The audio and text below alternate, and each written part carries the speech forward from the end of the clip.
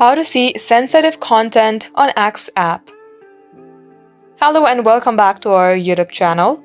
Without any further delay, let us get started. Launch your Axe application from your device and get logged into your Axe account. Then tap on this person icon on your top left. Here expand the option of Settings and Support. Then go on to Settings and Privacy. Here you will see Privacy and Safety option. Tap onto it. Then go for Content You See. Head to Sensitive Media.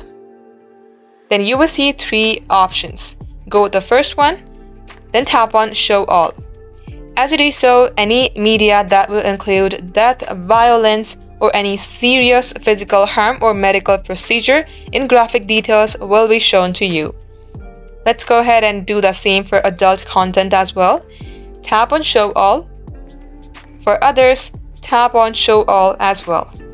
Just like so, this is how you can turn on the sensitive media in your Axe app.